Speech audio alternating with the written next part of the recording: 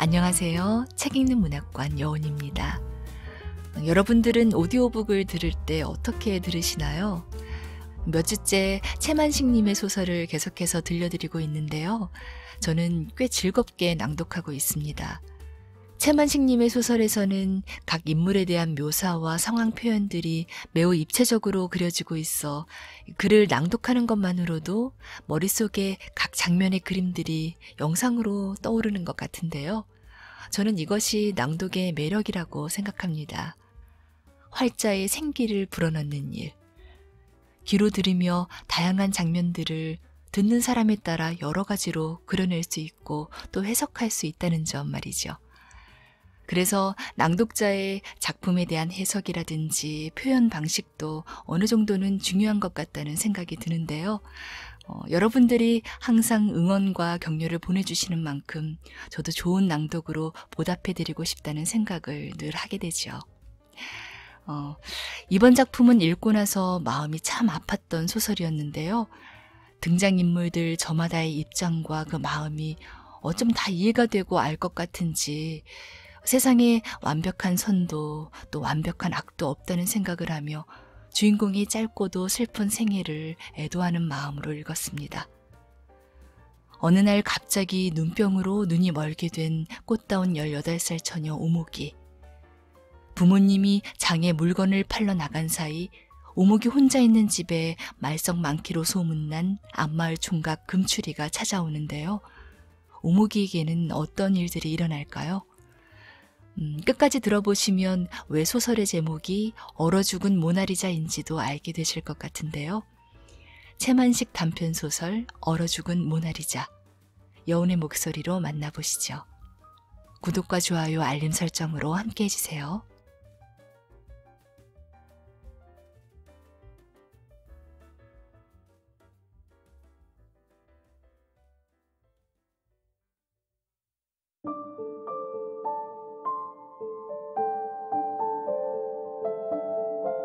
얼어 죽은 모나리자.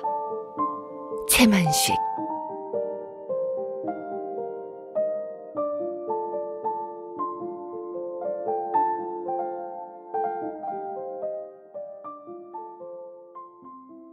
농투성이의 딸 자식이 별 수가 있나.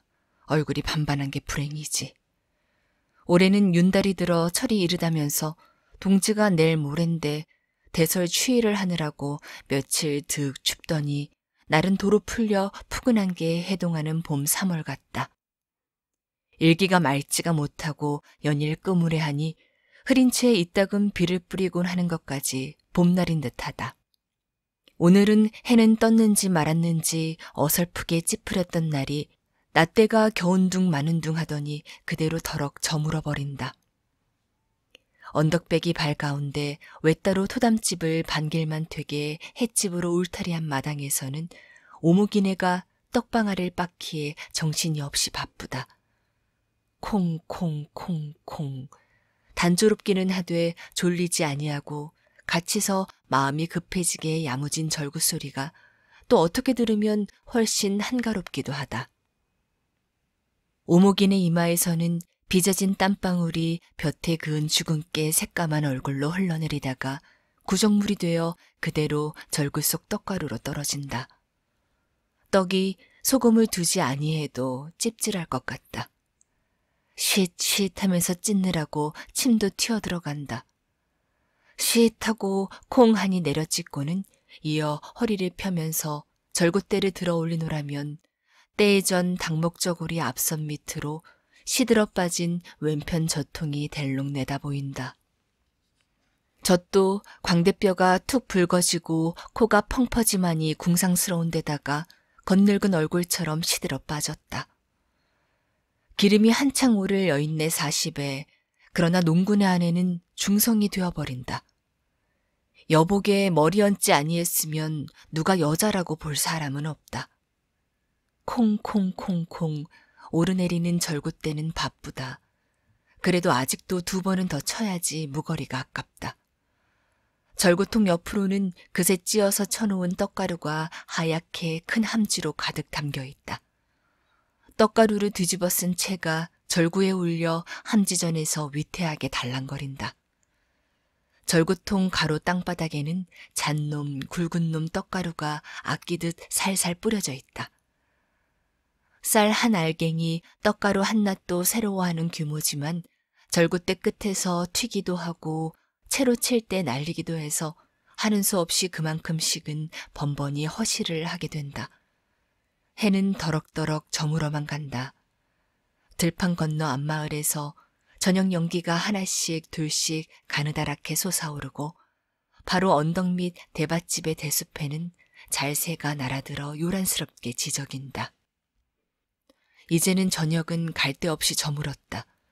오목이네는 남편이 들에 나갔다가 잔뜩 시장에서 돌아올 텐데 냉큼 밥상을 갖다 주지 못할 것이 민망도 하거니와 성미가 사나운 남편이 시장은 화풀이로 한바탕 푸념을 할 터, 더군다나 날이 이래서 내일은 장이 깨어지기 쉬우니 떡은 그만두라고 하는 것을 우겨서 기어코 떡방아를 시작했으니 그랬다고 오금을 박을 터, 그래 옥신각신하다가 저녁도 먹지 아니하고 동리 쇠죽방으로 휙 나가버릴 테니 이 일을 어쩌나 싶어 정신이 없고 떡방아는 그냥 건성으로 찌어진다.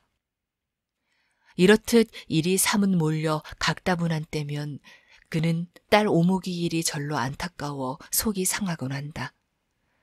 눈만 그렇게 멀지 아니했으면 왜 이다지 혼자서 쪼들리랴. 작년 초가을까지도 조석이며 바느질을 다 저 혼자 말아서 해치우고 그리고도 낮으로는 들일이며 밤으로 가만히 치기, 신삼기, 또 장 안 날이면 떡방아까지 거들어주곤 했었는데 그 원수의 눈이 멀고 난 뒤로는 이렇게 혼자만 혀가 나오게 몰려 지내니 그래 안타깝고 그래 속이 상하는 것이요.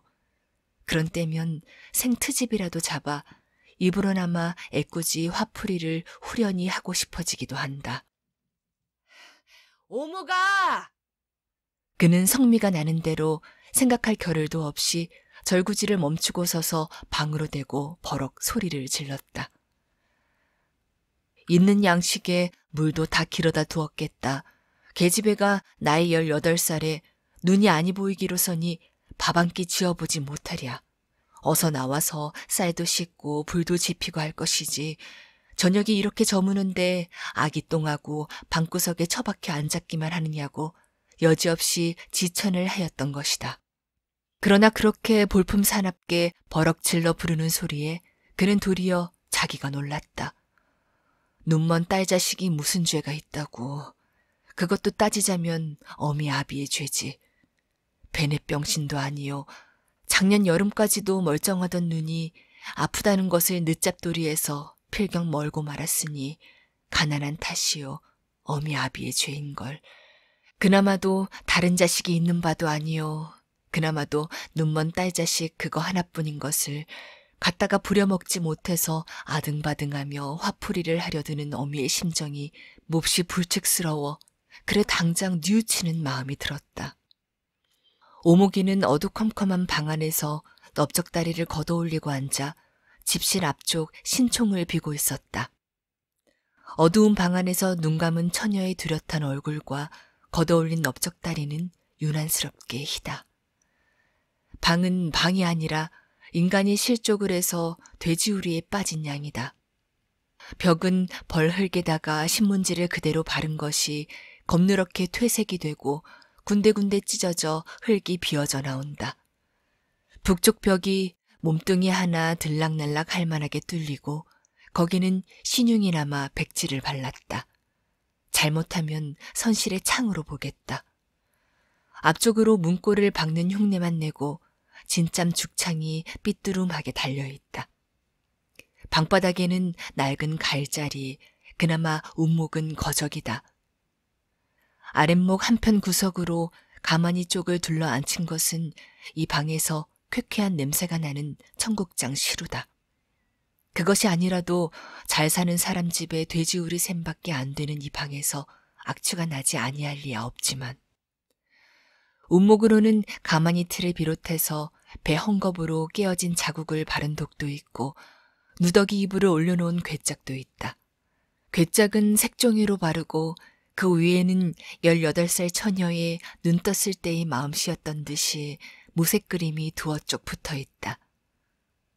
집신삼을 집신총, 집신 삼아놓은 것이 제가끔 제멋대로 그득한 집북더기와 한 가지로 널려져 있다.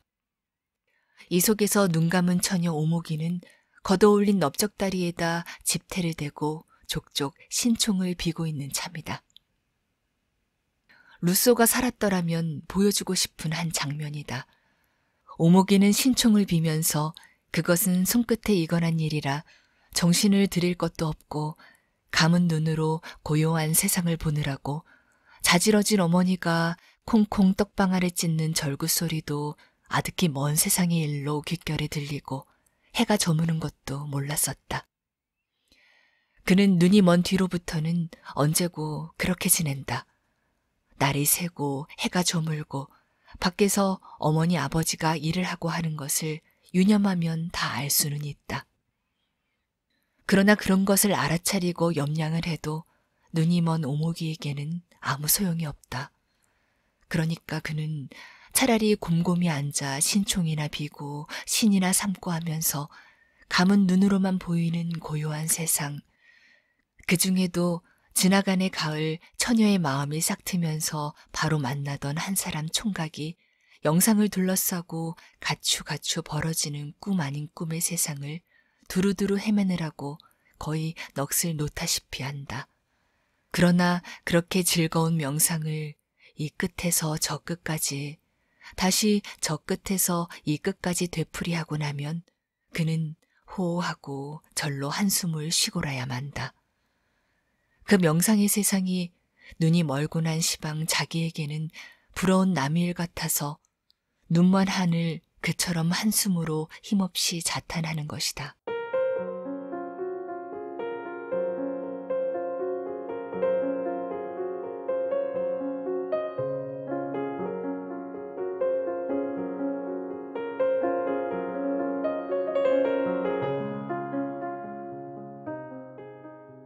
역정이나 부르는 어머니의 목소리에 오목이는 정신이 들었다. 그는 나른하게 대답을 하고 신총 빈 것을 한 줌 주먹에 쥔 채 더듬더듬 앞문을 열었다. 왜 또 어머니가 역정이 나셨을까? 바람 기운이며 대숲의 새소리가 어쩐지 날이 저문 줄을 오목이도 알았다.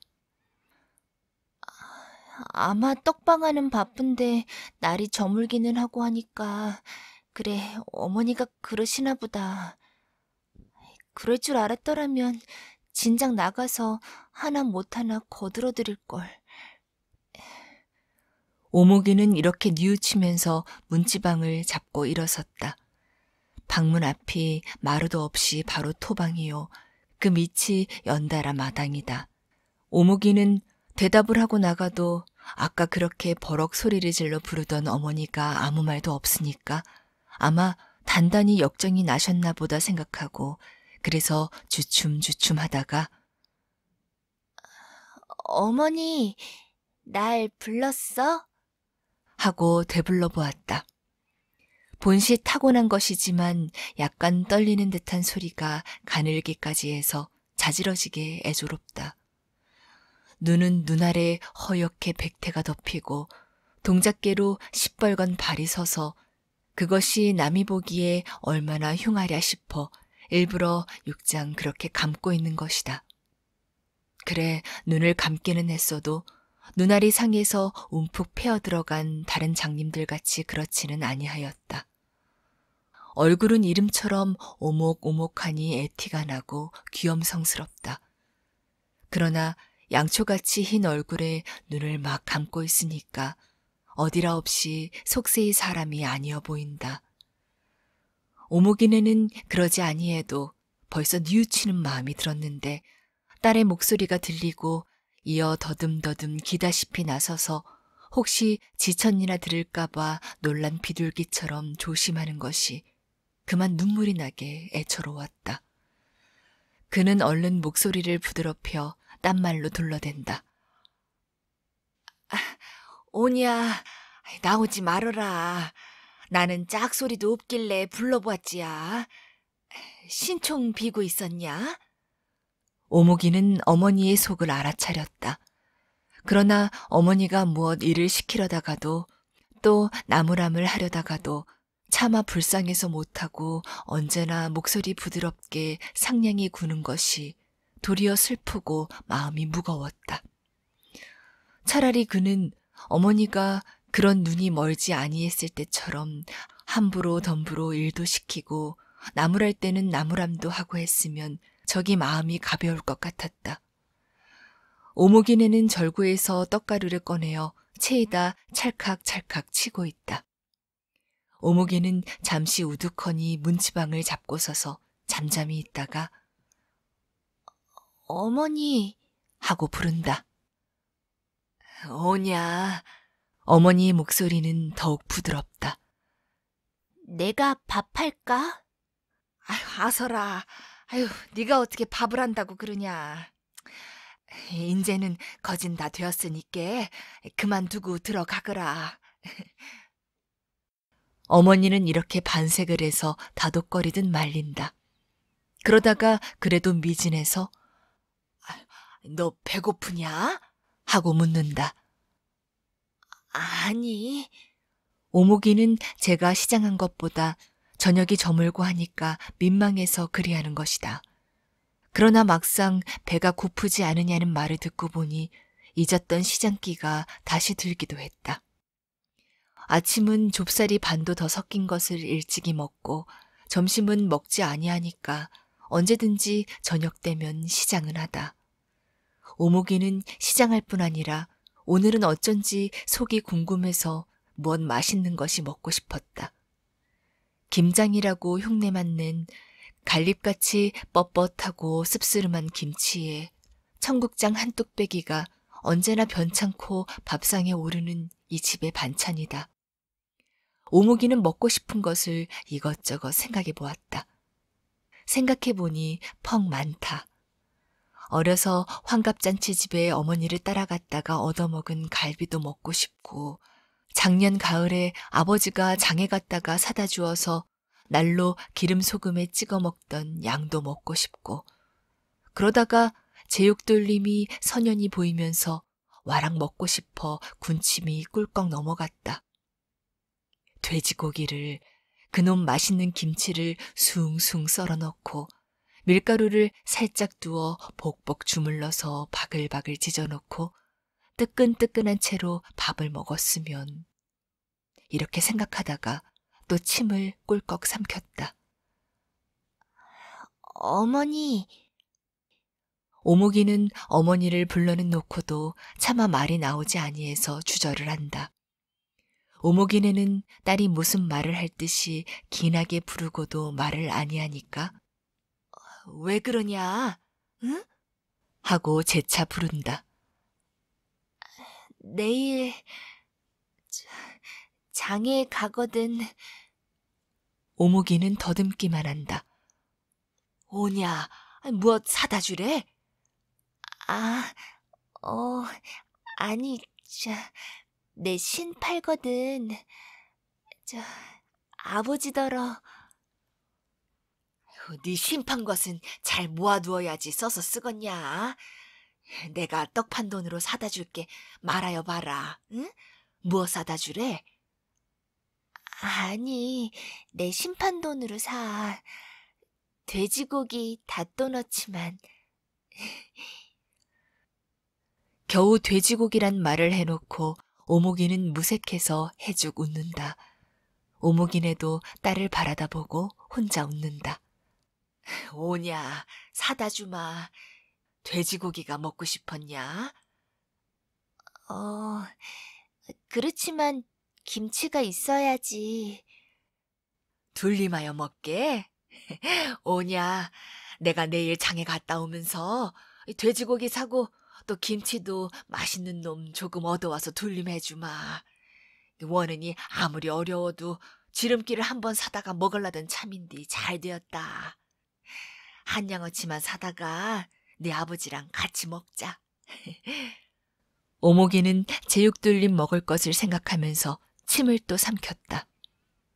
그리고 그러자면 집신을 한 켤레라도 어서 더 삼아야겠는데 그렇지만 날이 흐렸다더니 어떨까 해서 걱정이 되었다.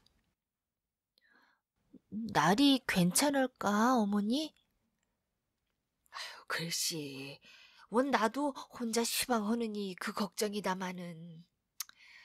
오목이네는 치고 난 무거리를 절구에 붓고 다시 절구떼질을 시작한다. 그때 살인문께서 햄 하는 밭은 기침 소리가 들려 오목이는 얼른 문을 닫고 들어갔다. 금출이라고 하는 앞마을 총각이다.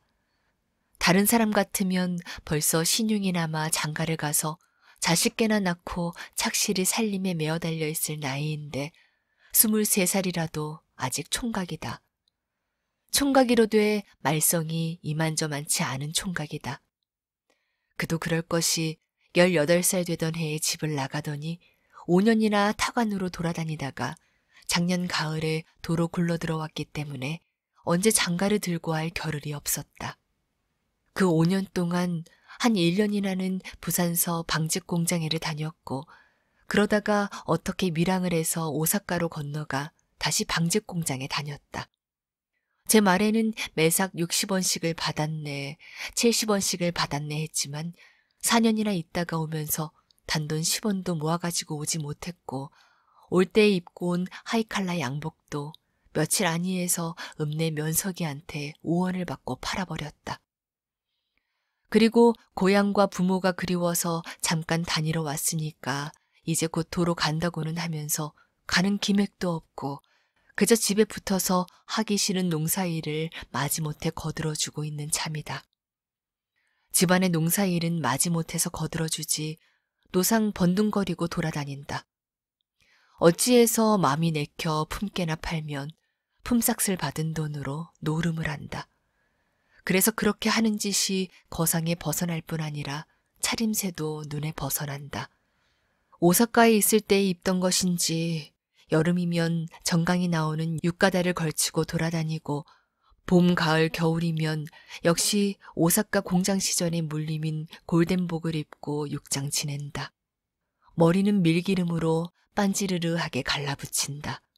그래, 처음 그가 동리에 돌아와 그렇게 눈에 벗어나게 하고 다닐 때에는 동리 사람이 손가락질도 하고 더러는 영갑들이 맞대놓고 빈정거리기도 했는데 그러다가 달려들어 욕을 하고 그래서 싸움이 되고 했기 때문에 지금은 그를 가외 사람으로 돌려버리지 상관을 아니하게 되었다. 그러나 동리의 관연한 계집 아이들은 그렇지 아니했다. 본래 생김새도 야불야불하니 예쁘장스럽고 웃을 때면 눈초리가 먼저 웃는 것이라든지 또 동리 계집 아이들로 보면 양복까지 입고 대처 바람을 쏘였다는 부러운 이력이며 더욱이 그 애들은 평생 들어보지도 못하는 창가, 술이야 눈물인가라는 것, 또 뭐 강남달이 밝아서 임과 놀던 곳, 이런 것을 간드러진 목소리로 부르고 지나가면 그 애들은 금시로 가슴이 두근두근해지고 우르르 달려가서 울타리 구멍으로 내다보고 이래서 옛날 같으면 귀공자다운 추앙을 소리 없이 받고 있었다. 그래 벌써 계집애를 두엇이나 탈을 내주었는데 오목이도 작년 가을에 그 손에 걸렸을 것을 눈이 멀고 그 때문에 꾹 들어앉아 있느라고 겨우 면한 셈이다. 오늘 금추리가 오목이네 집에 오기는 오목이 아버지 두성이한테 품을 살려고 온 것이다. 그는 오면서 반길밖에 안 되는 집 울타리 너머로 오목이를 자세히 보았다. 보고 그는 놀랐다. 그는 오목이가 눈이 멀었다는 말을 듣고 나서는 보통 장님같이 생겼을 오목이를 생각하고 그만 금을 싹 그어버렸다. 그는 작년 가을 목화밭에서 목화를 따고 있는 오목이를 만났을 때에는 장가를 들어 평생 같이 살기라도 하고 싶게까지 흠씬 마음에 들었었다. 다른 계집 아이들은 처음부터 그따위 촌계집애, 싱겁디 싱겁고 멋대가리 없는 촌계집애를 누가 데리고 살아? 장난이나 하고 말지 하고 그 할 대로 장난삼아 용색풀이를 했던 것이다. 그러나 오목이는 첫눈에 원 저 계집애가 그새 저렇게 좋아졌나 하고 버럭 욕심을 내었었다. 그래서 슬금슬금 농간을 부리려던 판인데 오목이가 그 뒤로 눈병이 와락 덧쳐가지고 도무지 문밖 출입도 하지 못해 그러다가 필경 눈이 멀고 말았다니까 아깝다고도 생각하면서 눈먼 계집애를 무엇에 쓰려고 그렇게 기억자를 놓고 영 잊어버리다시피 했던 것이다. 그랬던 것인데 오늘 보니까 도리어 작년 가을 눈이 멀지 아니하고 목화밭에서 해죽해죽 웃을 때보다 월등 더 나아 보였다. 그새 1년 남짓한 동안에 훨씬 부른 몸피도 몸피려니와 훤하게 트인 얼굴, 그리고 무엇보다도 먼 흔적이 없이 가만히 눈을 내리감고 있는 애틋한 자태가 어떻게 보면 도무지 손도 대기 어려운 선녀나 아닌가 싶게 극이 좋아 보였다. 그래서 그는 울타리 밖에 발길을 멈추고 가만히 서서 한참이나 바라보다가 짐짓 햄 기침을 하고 마당으로 들어선 것이다. 떡방아찌 얘기라우? 돌아다 보는 오목이네더러 그는 공손히 인사를 한다. 아휴, 금출이냐? 어서 오너라. 오목이네도 곰살갑게 인사를 한다.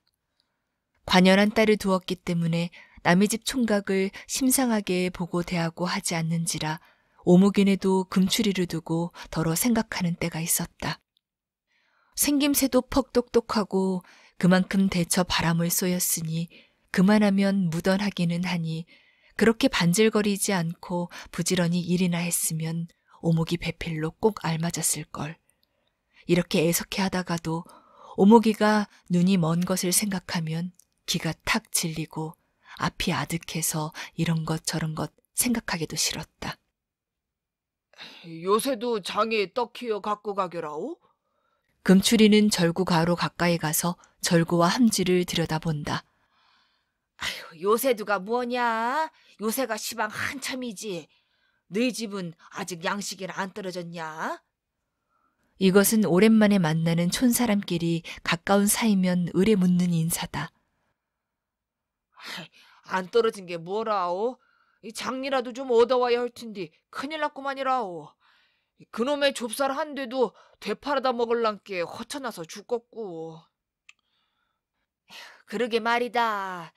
1년 360날을 하루도 안 쉬고 소같이 일을 해도 살 수가 없으니. 그게 다 조선 사람이 못나서 그려라. 내지는 안 그려라. 내지가 무엇하냐? 일본 말이여라. 거기서는 농사 짓는 사람들도 다 그렇게 만만자니여라. 언제 그 방면의 농촌이며 농민의 사정을 알아보았으리요마는 공장에 다닐 때 농촌 사람들로 직공이 되어 온 사람들한테 설들은 정담을 늘어놓는 푼수다. 그래 그러한 말에는 귀가 먹은 바 지지 아니하는 오목이네를 데리고 그는 뭐 농민 누구가 어떠니 소장 누구가 어떠니 조선 사람도 대처로 나가서 바람을 쏘이고 오면 만만찮으니 하고 아는 소리 모르는 소리 한참 서서 중얼거린다. 그러다가 오목이네가 마지막 채질을 할 때에 겨우 제 볼일을 이야기하고 돌아갔다.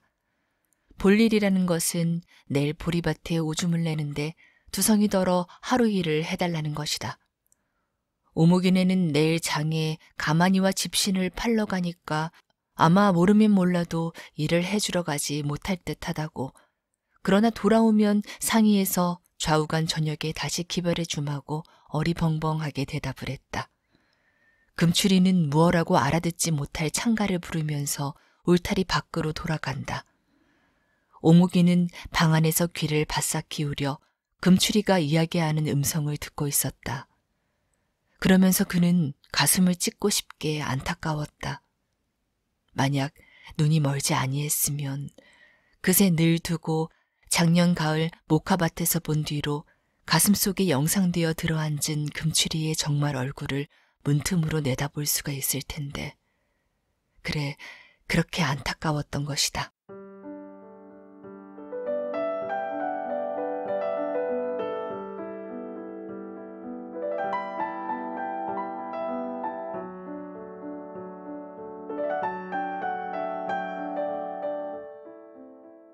작년 가을이었었다. 오목이가 목화밭에서 목화송이를 따고 있는데 등 뒤에서 갑자기 오목이 그새 퍽 컸구나. 하는 소리에 깜짝 놀라 돌아보니까 그가 소문만 듣고 아직 보지는 못했지만 어려서 보던 금출이었다. 오목이는 왈칵 부끄러워 얼굴이 화끈치달아 고개를 칵 숙여버렸다. 금출이는 오목이 앞에 바싹 다가오더니 숙인 얼굴을 들여다보면서 빙글빙글 웃는다. 퍽 컸어. 나 알겠냐? 내가 금출이다. 알겠지? 오목이는 대답은 차마 아니 나오고 가슴만 맞방망이 치듯 두근거렸다. 그러나 마음은 느긋하니 좋았다. 그래 잠깐 고개를 들고 방실에 웃었다. 안다고 말로 10번 더 한 것보다도 효과 있는 것이다. 금추리는 더욱 입이 해 벌어져 오목이의 손을 잡으려고 내밀다가 그래도 참아 못하고 바구니에서 목화만 한 송이 집어냈다. 응, 알겠지? 그새 참 퍽 컸다. 그러고 퍽 이뻐졌구만. 오목이는 수줍은 웃음을 입술로 물고 바구니 가만 만지작거린다. 퍽 반갑다. 난 그새 네가 시집간 줄 알았다. 오목이는 그만 부끄럼을 못 참아 빈밋이 싹 돌아섰다. 부끄러서 그러냐? 아이 참, 아는 사람 보고 무엇이 부끄러서 그려. 이따가 저녁에 등 넘어 벌판으로 놀러 나오니라. 응? 나 돌아다니면서 구경하던 이야기랑 또 창가랑 불러줄게. 응? 오모가. 오목이는 대답은 아니했으나 싫다는 눈치도 보이지 아니했다. 금추리가 부디 놀러 나오라고 몇 번이나 신신당부를 하고 돌아서 가자 오목이는 비로소 고개를 들고 그의 등 뒤를 바라다 보았다. 그는 재미가 나고 기뻐서 소리를 내어 웃고 싶었다. 그날 밤 달이 밝았다. 오목이는 저녁 늦으기 등 넘어 벌판으로 놀러 갈까 하고 몇 번이나 망설이다가 차마 가지는 못했다.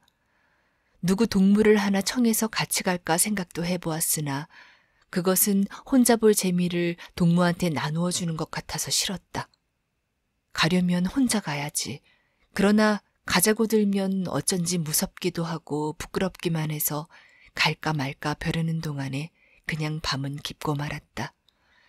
그 뒤에 오목이는 눈이 와락 더 아프기 시작했다가 이내 문밖 출입도 더 해보지 못하고 눈은 영영 멀어버렸다. 눈이 멀어 들어앉으면서부터 금추리의 영상은 오목이 가슴속에 뚜렷이 들어박혔다. 오목이의 가슴속에 들어앉은 금추리의 영상은 매일 그렇게 품고 지나는 사이에 요모로 조모로 변해가지고 지금은 예수교인 같으면 예수다. 불도하는 사람 같으면 부처님같이 숭엄하되 그러나 숭엄만 하지 아니하고 정다운 우상이 되어버렸다. 오목이는 그새 1년을 두고 그 우상의 실체인 금추리가 오기를 기다렸다. 그는 그렇게 기다리고 있노라면 꼭 언제 그가 와서 찾을 것을 믿었다. 그리하던 금추리가 과연 오늘 왔다. 기다리던 참이나 너무 뜻밖에 왔기 때문에 사모하던 환상대로 금추리가 해주지 아니하는 것을 이상하게든지 혹은 섭섭하게든지 여길 겨를도 없이 우선 그는 놀랐고 그 다음은 반가웠고 그러다가 마침내는 그토록 가슴속에 위에 앉히고 사모하던 금추리가 당장 거기에 와서 있건만 그를 보지 못하는 것이 안타까웠다. 그날 밤 오목이는 어머니 아버지 잠이 든 사이에 밖에 나와 생각하면서 울고 울면서 생각하고 날이 밝는 줄을 몰랐다.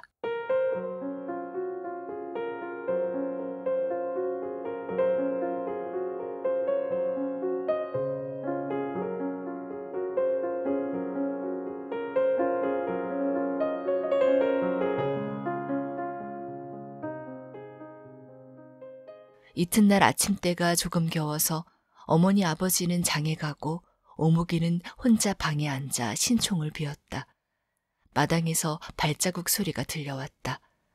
오목이는 놀라지도 아니하고 의심도 아니하고 당연한 일로 여겨 기다리고 있었다. 금추리로 보면 오목이 부모가 장에 가고 없을 것을 엿보아 어제 오늘 비로소 꾸민 일이지만 오목이는 그것이 하늘이 시키는 정한 소리대로 되는 것 같이 태연하게 이를 맞이했다. 금추리는 마당에서 밭은 기침을 한번 하고 짐짓 그 오서방어른 집에 계시라오? 하고 부른다. 물론 아무도 대답하고 나올 사람은 없다. 그러나 그래도 막상 몰라 그는 또 한 번 불러본다.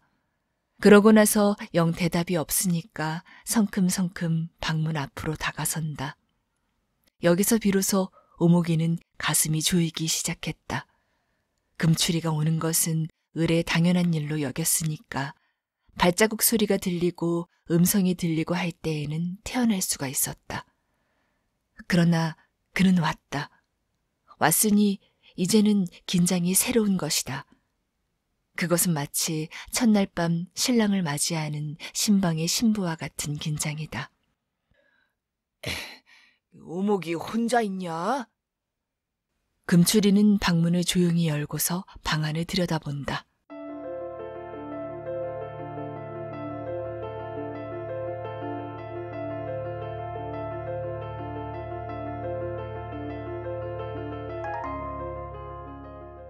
금추리는 넌지시 물러앉아 양복 바지춤을 다스리고 나서 담배를 피워문다. 노린내가 나고 해프게 타버리는 단풍이라도 명색은 권련이다. 오목이는 새채비로 수줍은 생각이 들어 고개를 숙이고 빈밋이 돌아앉아 손에 잡히는 대로 치맛고름만 만지작거린다. 그는 금추리가 시푸하고 담배만 피우면서 말이 없는 것이 속이 답답했다. 뭐라고 이야기도 좀 해주고 그러노라면 오목이도 스스러운 마음이 좀 풀려 그 사이 두고 그렇게도 하고 싶던 쌓이고 쌓인 이야기를 다 할 텐데. 그렇게 마주 앉아 오손도손하니 놀면 퍽도 재미가 있을 텐데. 어쩌면 성이 난 것처럼 앉았기만 하니까 오목이는 답답도 하거니와 더욱이 오래전에 어머니 아버지가 장에서 돌아오기 전에 금추리는 돌아가게 될 텐데 그렇게 심심하게 금추리가 돌아간다는 것이 오목이는 몸부림이 나게 안타깝고 섭섭했다. 그는 수줍지만 아니했으면 와락 달려들어 금추리의 목도 얼싸안고 볼도 비벼보고 몸뚱이도 만져보고 그리고 속이 후련하게 한바탕 울어라도 보고 싶었다. 그럼에 그는 아까 금추리에게 몸뚱이를 내맡겨 그의 품에 안겨있을 때에 정신이 없고 얼떨떨해서 그리 못한 것이 저욱이 후회가 났다. 금추리는 오목이가 전에 생각하던 것과는 달리 그렇게 눈을 감고 있는 것이 도리어 와락 마음이 쏠렸던 것이나 보기에만 그렇게 구경 못하던 딴 음식같이 귀하고 신통해 보였지 실상은 빗새는 맛도 없이 넘어가 버리는 것이며 또 무엇이며가 역시 그동안 며칠 다루던 다른 촌 계집아이들이나 진배 없이 싱겁디 싱거운데 아주 그만 파흥이 되었다. 그래서 그는 허리춤을 걷어 올리기가 바쁘게 일어서서 나가버렸을 것이나 그래도 참아 못하고 겨우 단풍 한 개를 뻑뻑 다 피웠다. 하마 장에서 들어올 때가 되었지. 그는 기지개를 싱겁게 켜고 일어서면서 제 딴으로도 너무 싱거워 혼잣말같이 두런거린다.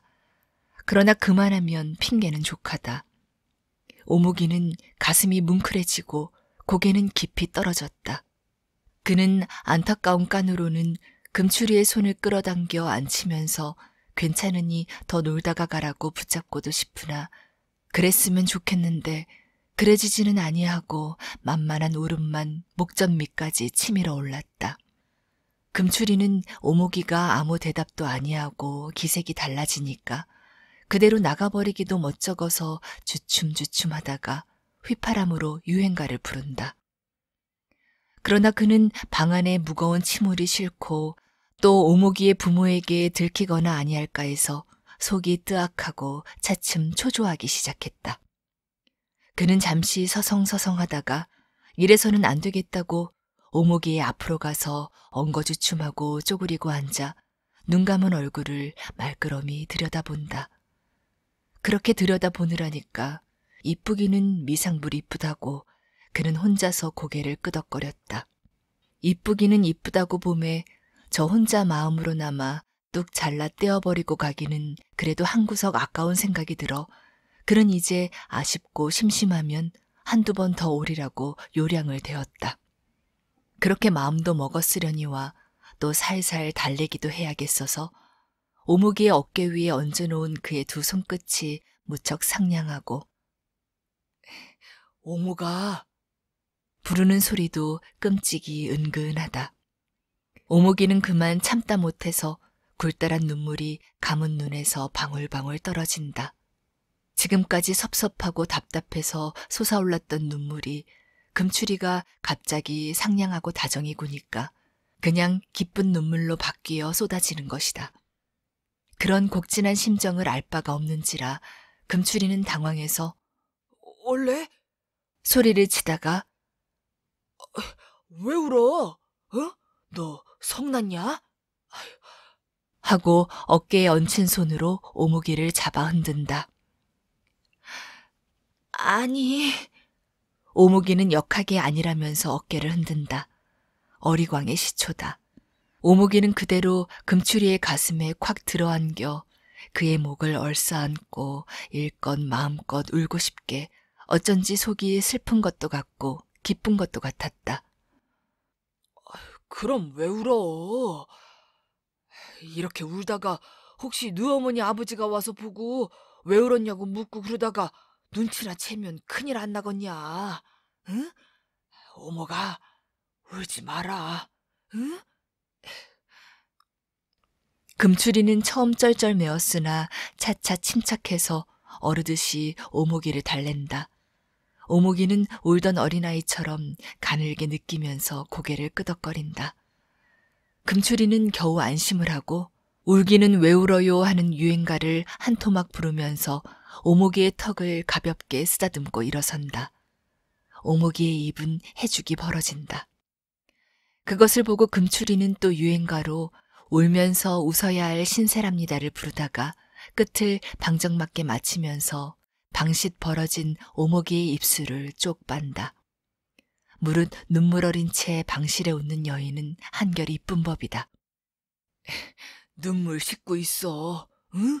오목아. 금추리는 부탁하면서 일어섰다. 오목이도 마주 일어섰다. 그는 이마 위로 금추리의 입김을 받았다. 바로 한 뼘 앞에 금추리의 얼굴이 있음을 생각할 때에 그는 불현듯이 그 얼굴을 보고 싶었다. 순간에 문득 일어난 이 생각은 오목이로 하여금 자기가 눈이 멀었다는 것을 잊게 했다. 그는 그 찰나의 아쉬움만 여겨 감은 두 눈을 번쩍 떴다. 뜨려고 할 때에 그는 자지러지게 놀랐으나 때는 늦고 할 수 없이 눈이 한번 떠지고라야 도로 감아졌다. 그는 금추리가 눈뜬 것을 아니 보았다면 다행일 텐데 그렇지 않고 똑바로 보았으면 어찌하나 해서 애가 쓰였다. 오목이의 걱정은 바로 들어맞았다. 금추리는 갑자기 뜨는 오목이의 눈동자를 언뜻 보자 어깨를 오싹 움츠렸다. 곱게 감은 눈두덩이 휙 벌어지면서 굴다랗게 붉어진 두 눈동자는 부옇게 백태가 덮인 데다가 붉은 발까지 섞여 흉없다 못해 무섭기까지 했다. 비록 일순간에 보고 말았을 망정 그는 징그러운 두 눈동자를 잊을 수가 없었다. 그는 방금까지 이뻐 보이던 눈 감은 얼굴도 다시 보기가 싫었다. 오목이는 혼자 무참한 것을 어찌할 줄 모르다가 손을 뻗쳐 더듬더듬 금추리의 팔을 잡고 몸을 기댄다. 오목이로는 아직 부리지 못할 교태다. 그는 순간에 얄짤한 자포가기로 그렇게 강행해서라도 금추리의 내색을 살피자는 것이다. 금추리는 획 뿌리치고 싶은 것을 참았다. 언제 또 와? 오목이는 제법 대단하게 금추리한테 몸을 비비면서 아양을 부린다. 나? 글쎄, 우지 이제. 금추리는 몸서리가 치는 것을 참으면서 어물어물한다. 그는 이 자리에서 말은 좋도록 그런 내색은 보이지 아니하려고 마음은 먹어도 말하는 운이며 몸가짐이 어쩔 수 없이 서먹서먹해진다. 하물며 보지 못하는 대신 귀와 손끝이 예민해진 장님한테야 좀처럼 속일 수 없는 것이다. 뭘, 안 올라면서. 오목이가 넘겨짚는 것을 금추리는 의젓이 시치미를 떼면서 안 오기는 왜? 오지 말래도 올걸?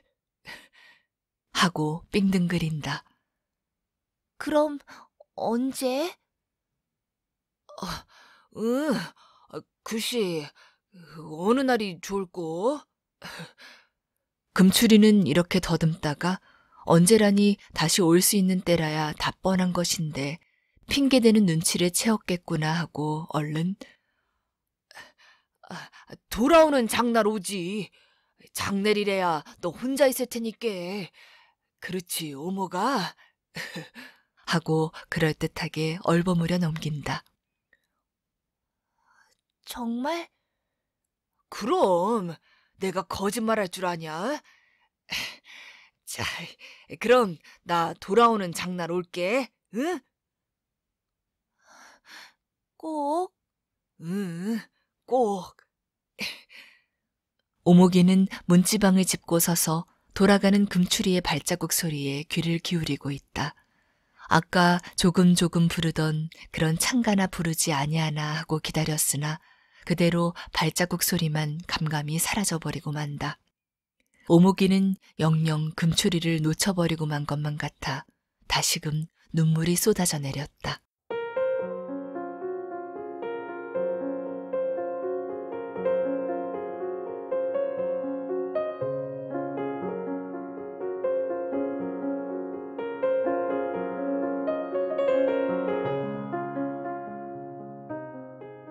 오목이네는 마침 점심때라 떡을 팔기에 한창 분주하다. 날이 흐려서 비가 올까 염려는 되었지만 그 대신 춥지 아니한 것이 다행이다. 또 호박을 무말랭이 썰듯 썰어 많이 두고 켜를 두텁게 해서 팥 고명을 얹은 호박떡은 아무나 먹기는 별미다. 더구나 그놈을 식지 않게 하느라고 솜든 누더기로 시루를 둘러싸고 꼭 맞는 나무 뚜껑으로 덮었기 때문에 떡 한 시루가 동이 나도록 김이 무럭무럭 올라 뜨끈뜨끈해 보이는 것이 지나가는 사람의 구미를 당기게 한다. 오목이네는 벌써 1년이나 두고 이 황화전 옆에서 떡 장사를 하기 때문에 철을 따라 보피떡, 인절미, 송편, 무시루떡, 그리고 겨울 한철은 호박떡, 아주 이 장에서는 낯이 익은 단골이 되고 토박이 장꾼들은 떡 생각이 나면 이리로 찾아오기까지 하게 되었다. 오늘도 오목이네의 그 육중한 노점 앞에는 네 사람이 제가끔 호박떡 한 사발씩을 받아들고 혹은 선체로 혹은 한편으로 빗겨 앉아 먹고 있고 두어 사람이나는 그릇이 나기를 기다리고 있다. 오전이면 한 사발이니 요기는 든든히 된다. 그래서 한참 이렇게 분주한 판에 남편 두성이가 한 어깨에 집신 한 죽을 그대로 둘러맨 채 가만히 석장을 한 팔로 질질 끌면서 뿌르퉁해가지고 이리로 온다. 아휴, 또 불 맞았소? 오목이네는 손은 떡 시중이 바쁘면서 언뜻 남편을 바라보다가 말고 물어본다. 물어보나 마나 좋지 아니한 안색이며 가만히 석장만 도로 가지고 오는 것을 보면 알조다. 그렇다. 제기를. 두성이는 가만히를 오목이네 옆에다 아무렇게나 획 내던진다. 신도 아직 못 팔고? 신전으로 가야지. 두성이는 곰방대를 삐뚤음하게 물고 어슬렁어슬렁 걸어간다. 집시는 가만히를 검사하는 동안에 혹시 임자를 만나 파는 수도 있지만 대개는 가만히를 팔고 나서 다시 집신전까지 가서라야 팔게 된다. 두성이가 만일 흥치게 기어서 그 집신을 둘러매고 장판으로 돌아다니면서 자, 알뜰한 집신이요. 18살 먹은 꽃 같은 처녀가 눈먼 눈을 감고 앉아 손끝에 정성을 들여 한숨 섞어 삼은 집신이요. 이 다정다한한 집신이요. 하고 외운다면 혹시 호사하는 운치객도 있어 집신이야 쓸 데 있건 없건 더러 준값을 주고 사려는 사람도 있었을 것이다. 두성이는 오늘따라 가만히를 불을 맞은 것이 아예 심정이 좋지 아니했다. 하기야 가만히를 한 죽을 가지고 오면 불을 몇 장씩 맞는 때도 없는 것은 아니다. 그래, 그저 예사로운 일인데 어쩐 일인지 오늘은 그렇게 심정이 좋지 못했다. 그는 하마터면 검사원한테 한바탕 들이대줄 뻔까지 했었다. 그러나 꼭 참고 혼자 속으로 이놈의 자식, 인젠 이놈을 둘러 꾸며가지고 와서 기어코 내 손으로 합자를 찍힐 테니 두고 보아라. 하고 앙심을 먹고서 겨우 돌아섰던 것이다. 아유, 여보, 오무가부지? 오목이네가 분주한 서슬에 멎었다가 깜빡 생각이 나서 남편을 부른다. 두성이는 장꾼들 틈에서 말없이 돌아본다. 고기 다 동나기 전에 제육 한 양 어치만 사시오. 오목이네는 겨우 말을 하고 손님 대응을 하느라고 도로 바빠버린다.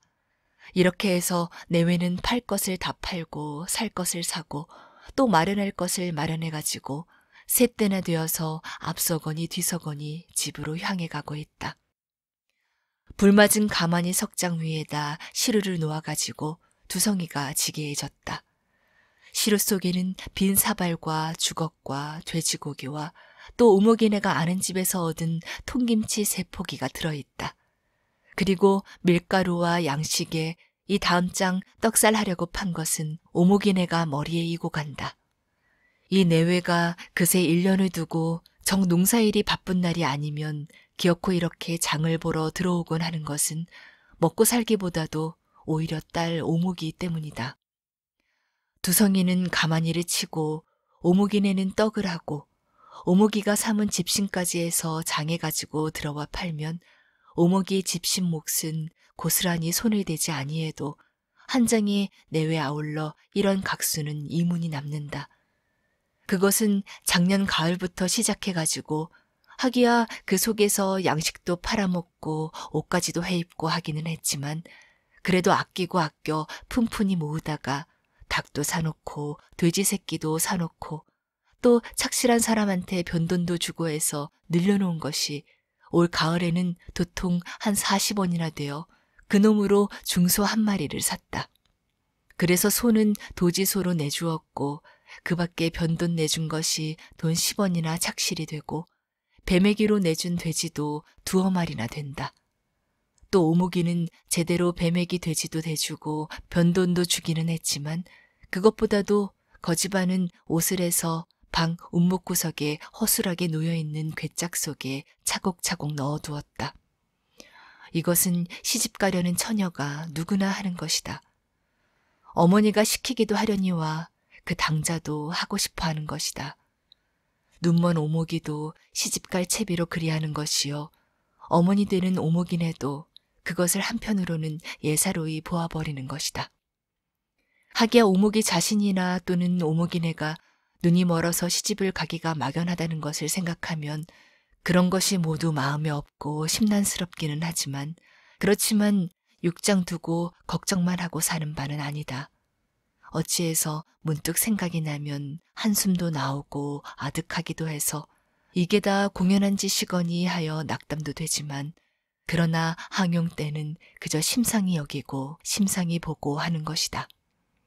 그뿐 아니라 올 봄부터는 오목이네는 딸을 시집을 곧 보내겠다는 생각을 가지기 시작했다. 아무리 병신이기로니 딸 자식을 그대로 늙히는 법은 없다. 그럴 뿐 아니라 그대로 늙히다가는 장래가 걱정이다. 지금 내외가 나이 근 50이니 죽을 날은 멀지 아니했는데 그대로 데리고 있다가 내외가 다 죽는 날이면 그때에 가서 딸은 누구를 의지하고 어떻게 살아갈까 그것이 막연하다. 그러나마 제 위로든지 아래로든지 동기간이나 있어 거기 의탁하고 살아갈세 말이지. 그러한 동기간은커녕 원근간의 일가도 없이 무대가리같이 외로운 집안이다. 그야말로 돌에도 나무에도 기댈 곳이 없다. 그러니까 불갑을 시집을 보내야 할 형편인데, 그러나 실상 시집을 보낸다는 것도 예사로운 일이 아니다. 눈먼 계집애를 데려갈 사람이 있을 턱이 없는 때문이다. 그래 이리저리 혼자 궁리를 하다가 이 가을로 들어서는 마침내 한 꾀를 생각해냈다. 속여서, 저편을 속여서 혼인을 하자는 것이다. 속 모르고 소문 아닌 할 타관으로 여새겨보아 신랑이 그저 병신이나 아니고 거지나 아니거든 이 편에서 우선 선을 보아놓고 저편에서 선을 보러 오거든 독립집 처녀나 하나 슬금 데려다가 대신 선을 보이고 혼인날은 신부가 을의 눈을 감는 법이니까 그것이 유행이라 그렇게 해서 예를 지나거든 당일 신행으로 그저 그 자리에서 얼버무려 신행을 시켜버리고 그러고 나면 첫날 밤 신방에서든지 그 다음 날이든지 조만간 탈로가 나기는 하겠지만 그러나 다 성례를 치르고 난 다음이니까 도로 쫓지는 못할 것이요. 저편에서도 울며 겨자 먹기로 뭐라고 말마디나 보내다가 말 것이고 미상불 야트막하나 그럴듯한 꾀는 꾀다. 그래서 오목이네는 떡장사를 하여 돈을 모으는 것도 오목이를 시집을 보낼 미천인지라 크게 많은 것을 바라는 것이 아니요. 그저 1, 2년의 계획이다. 1, 2년 그렇게 해서 돈 100원이나 압채면 급작이 정혼을 해서 얼른 혼인을 해버릴 양으로. 그래서 그는 남편도 몰래 이 가을로 들어 멀찍한 타관으로 대고 신랑감을 물색하던 중이다.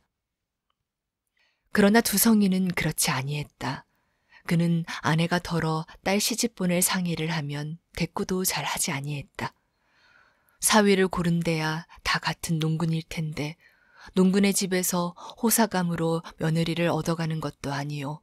반은 소같이 부려먹자는 것인데 눈이 멀어 옴쭉 못할 며느리를 누가 얻어가랴.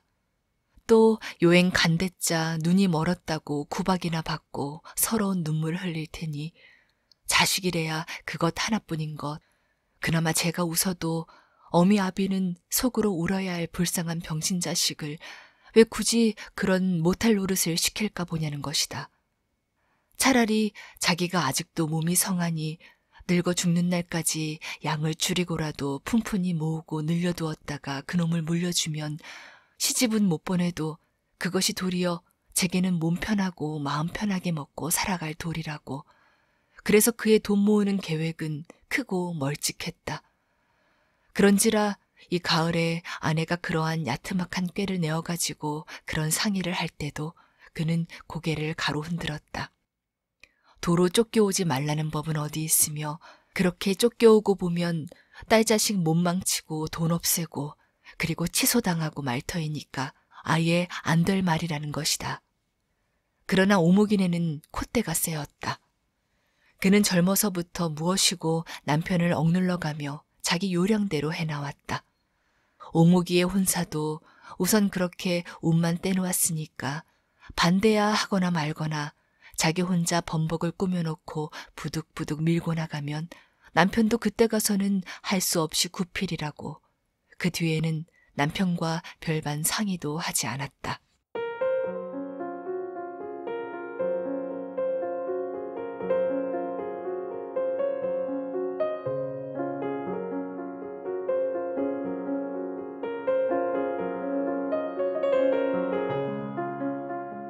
금추리가 오마고 했던 그 다음 장날 오목이는 기다렸어도 금추리는 오지 아니했다. 오목이는 낮때까지는 해가 몹시 더딘 것 같이 기다렸다. 혹시 아니오지나 아니하나 마음은 조마조마하여서 지리하게 낮때까지 기다렸다. 그러나 금추리는 오지 아니하고 낮때는 겨웠다. 멀리서 개 짖는 소리만 들려도 혹 저게 금추리가 오는 게 아닌가 하고 금추리의 버젓하고 좋아 보이는 양자를 머릿속에 그려보면서 기다리다가는 허탕을 치고 밖에서 신발소리, 기침소리만 나도 가슴을 두근거리면서 기다리다가 허탕을 치고 그렇게 까맣게 기다리다가 올 때가 마침내 겨우매 그는 여러 가지로 걱정도 되고 의심도 났다. 혹시 알지나 아니하나. 그렇다면 이거니와 요전날 눈을 뜬 것을 보고 어쩐지 기색이 다르더니 그래 정남이가 떨어져서 영영 아니올 작정을 하고 가버린 것이나 아닌가. 정이 그렇다면 그 일을 어떻게 하나. 이렇게 생각하며 가슴이 막히고 눈물이 쏟아져 내렸다. 낮때가 겨운 뒤에부터는 올지 말지 않은 금추리를 그래도 기다리노라니까 장에서 어머니 아버지가 쉬 돌아올 때가 가까워 오매 해가 도리어 빨리 가는 것 같아 속이 초조했다.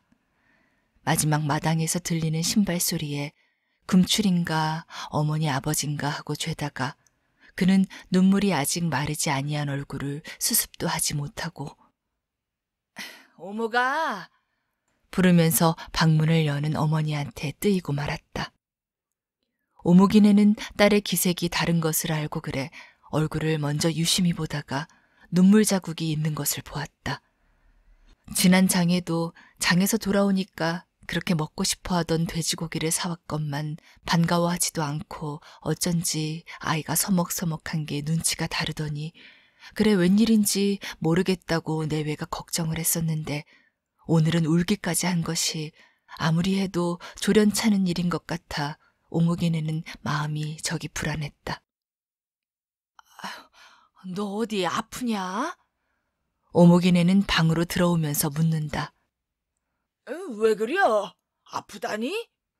오목이는 대답을 아니하고 고개를 숙이는데 두성이가 놀라 집 내리던 것을 그만두고 열어놓은 방문 앞으로 와서 굽어보며 걱정을 한다. 나도 모르겠소. 글쎄 내가 방문을 여님께 눈물을 씻고 있구만. 왜 그려? 너 어디 아프냐? 두성이가 조련치 않게 묻는다. 안 아파라. 오목이는 겨우 가느다랗게 대답을 한다. 어머니 아버지가 귀해주고 하는 깐으로는 금추리가 온다더니 아니 왔어요 하고 어리광같이 하소라도 하고 싶었다. 그럼 왜 혼자 울어? 누구 동네 아이들이 와서 욕이나 하고 달아났냐? 응? 오목이네는 그런 것이나 아닌가 하고 물어본다. 눈먼 계집아이 혼자 있으니까 짓궂은 어린아이들이 혹 지나다가 보고 놀려먹기나 했나. 그래서 싸운 것인가 생각한 것이다. 아니라. 그럼 왜 울었어? 내외는 다 같이 한 말로 묻는다. 그래도 오목이는 대답할 수가 없다. 내외는 잠잠히 있더니 서로 쳐다보고 한숨을 마주 내쉰다. 내외가 꼭같이 저도 나이는 들어가고 하니까 제 신세를 생각해서 혼자 울었나 보다고 생각했던 것이다. 울지 말어라. 그것도 다 팔자소간이지. 운다고 소용있냐? 그렇잖아도 너 보면 불쌍하다고 실심하시는 너 아버지 속상하시다. 아예 울지 마라. 오목이네는 비감이 들어 도리어 자기가 울듯이 타이른다. 오목이는 와락 방바닥에 엎드려 느껴서 운다. 오목이네가 딸의 등을 이루만지며 달랜다는 것이 마주 운다. 두성이는 비회를 어찌할 수 없어. 듣기 싫여. 왜 방정맞게 쪽쪽 울고 있어들. 소리를 버럭 지르고 후유 한숨을 쉬면서 돌아선다.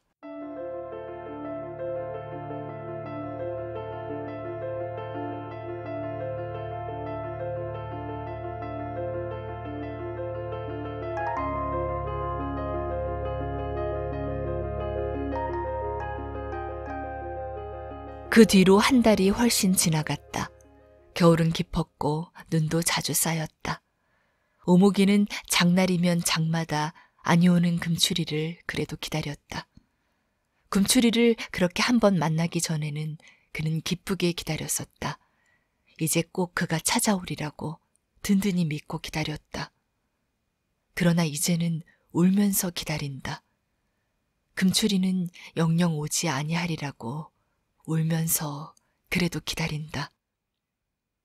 그러노라니 음식도 잘 먹지 아니하고 혼자 앉았다가 생각난 듯이 한숨도 내쉬고 밤이면 잠도 잘 자지 아니하고 해서 알아보게 몸이 축 졌다.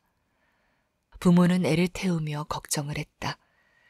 약도 지어다 먹이고 영하다는 장님한테 묵구리도 해보았으나 모두 효염이 없다. 그러나 그러면서 오모기의 혼사도 뜻밖의 좋은 자리가 있어 급급히 말이 어울렸다. 오모기네가 80리나 되는 신랑집에 가서 선을 보고 왔고 저편에서도 선을 보러 오니까 동리 처녀 하나를 미리 짜두었다가 대신 선을 보였다. 서로 합의해서 정혼이 되고 사주가 오고 가고 납체까지 드리고 마침내 혼인날까지 작정이 되었다. 그것이 음력으로 해가 저물려는 섣달 보름께요. 오모기가 금추리를 만난 지 한 달하고 10여일 되는 때다. 혼사가 이렇게 작정이 되매 오모기는 필경 몸져 드러누웠다. 그는 혼인말이 있는 눈치를 알고 몇 번이나 시집을 아니 가겠다고 어머니를 졸랐다. 울기도 하면서 어리광도 부리면서. 그러나 속을 모르는 어머니는 그래서는 못 쓴다고 내내 타이르기만 했다. 미상불 오모기는 금추리 일을 젖혀놓고 생각하더라도 시집을 가고 싶었고 그래서 옷도 해두고 돈도 모으고 했었으나 막상 그렇게 속여가지고 시집을 가게 되니까 가서 병신인 것이 탈로가 나고 그래서 괄시와 욕을 당할 일을 곰곰이 생각하면 창피하고 치사스러워 그런 걸 무엇하러 부득부득 갈까 보냐고 고개가 절로 흔들렸다. 그러한 데다가 금추리를 생각하면 그는 더욱이나 시집 같은 것은 천만리 밖의 일로 마음에 없건만 그러나 그것이 들이밀듯 닥쳐오니까 속이 사뭇 초조했다. 오모기는 아버지가 좀 더 단단히 야단을 쳐서 어머니를 못하게 막아냈으면 했으나 그도 처음은 무엇라고 역정을 내고 몇 번 큰 소리를 하고 나더니 마침내 슬며시 물러앉아 나는 모른다는 듯이 내맡겨버리고 말았다. 그래서 오모기는 마침내 내일로 혼인날을 앞둔 전날 밤을 당했다. 밤이 이슥하도록 동리 여인들이 모여앉아 음식이며 그 밖에 이것저것을 마련하느라고 분주하다가 다 돌아가고 집안은 조용해졌다. 어머니 아버지도 벌써 잠이 들었다. 오모기는 자리에 누운 채 몸을 이리저리 굴리다가 첫 딸기 우는 소리를 듣고 가만히 일어났다. 밖에서는 바람이 눈을 몰아치는 소리가 요란하다. 오모기는 방문을 살그머니 열고 토방으로 내려섰다. 바람은 눈을 몰아다가 사정없이 흩뿌린다. 대번 몸이 떨리게 추위는 모질다. 오모기는 눈에 반이나 덮인 신발을 손 더듬어 겨우 찾아 신고 살금살금 기다시피 마당으로 내려섰다. 지팡막대도 없다. 그는 금추리를 찾아가자는 것이다. 그새도 몇 번이나 아랫동리로 금추리네 집을 찾아가 볼까 해보았으나 간절한 마음뿐이지 눈먼 몸으로 차마 엄두를 내지 못했었다. 하기야 금추리를 찾아가서 뜻대로 만난댔자 별로 어찌하자는 요량은 없다. 시집을 그곳으로 가기가 싫으니 나를 데리고 어디로 가달라든가 또는 왜 그렇게 무정하냐든가 하는 그런 넋두리를 하자는 것도 아니다. 다만 그리운 금추리를 한 번만이라도 좋으니 만나자는 다만 그것뿐이다. 그래서 몇 번이나 두고 별렀으나 낮에 나갔다가는 남몰래 해야 할 것을 남은 보고 보는 남은 못 보는 터라 들키기가 십상이요. 그러니 밤에나 가야 할 터인데 그러나 가기는 간다더라도 집을 찾을 도리가 없는 것이다. 눈이 멀었으니 전에 보던 그 길로 해서 그 집을 찾아갈 수도 없는 것이요. 그렇다고 누구더러 물어를 보며 또 묻재도 밤중에 사람이 있을 리가 없고. 그래서 생각은 애달팠고 하루 이틀 닥쳐오는 혼인에 속은 조이면서도 거절을 못했는데 마침내 혼인 그 전날 밤이 되매 그는 이것저것 거리끼고 돌아볼 나위도 없이 그냥 무턱대고 그렇게 나서는 것이다. 바람은 칼날같이 차고 눈도 찼다. 오목이는 몸을 떨면서 개 짖는 소리만 짐작 삼아 발을 떼어놓았다. 바람에 밀리고 발을 헛디디고 하면서 두 걸음에 한 번 엎드려져서는 일어나고 가다가는 고꾸라지고 그래도 그는 갔다. 아무것도 다 잊고 그저 금추리만 생각하면서 갔다. 그러나 눈은 멀고 다녀본 지도 오랜 길이라 짐작도 무디어 그는 행방조차 잡지 못하고 에오라지 들판에서 이리저리 헤매기만 했다. 눈먼 지척은 천리다. 이렇게 헤매기를 한 식경은 더하다가 그는 마침내 다리가 뻣뻣해서 걸음을 옮기기 어려운 판에 마침 불어치는 바람에 채어 어디라 없이 나지막한 낭떠러지에 굴러떨어졌다. 그는 손에 잡히는 눈을 허위적거리며 겨우 일어나 앉았다. 그러나 애를 써도 일어나지지는 않았다. 울며 부르짖고 소리를 내어 사람 살리라고 외치고 할 생각은 나지도 아니했다. 오목이는 정신이 차차 혼미해지기 시작했다. 그것을 알고 그는 이래서는 못 쓰겠다고 다시 한번 용을 써보았으나 몸은 일어서지지 아니했다. 정신은 차차 더 흐려갔다. 필경 아득한 가운데 만사를 다 잊어갔다. 마지막 머리올만하게 가느다랗게 남은 정신에 젖어있는 것은 금추리 생각뿐이다. 그때다. 바로 그때 어디서 나타났는지 금추리가 소리가 없이 기척도 없이 나타나가지고 빙긋이 웃으면서 그의 앞에 서서 있다. 오목이는 확실히 눈으로, 보는 눈으로 금추리를 보았다. 그는 두 팔을 벌려 덥석 금추리의 목을 끌어안으면서 방실에 웃었다. 그러고 나서 아주 정신을 놓았으되 오목이는 몰랐다.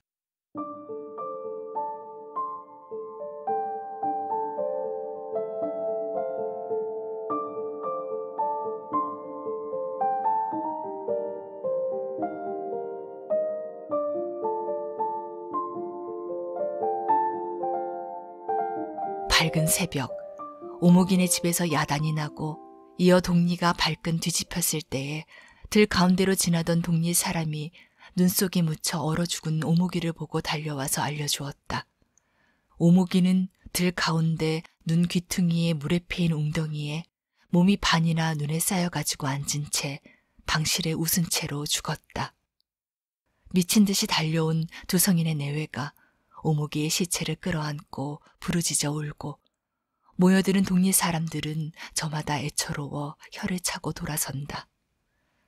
그러나 사람마다 다 속으로 궁금한 것은 오목이의 방실에 웃는 입이다. 또 어째서 오목이가 눈바람 치는 밤에 들 가운데 나왔다가 그렇게 얼어 죽었을까 하는 것은 아는 사람이 없었다. 다만 그 앞날 밤 밤새도록 투전을 하느라고 늦잠을 자던 금추리만은 소식을 듣고 그 속을 알았다. 그러나 그도 방실에 웃은 입은 연유를 알지 못했다.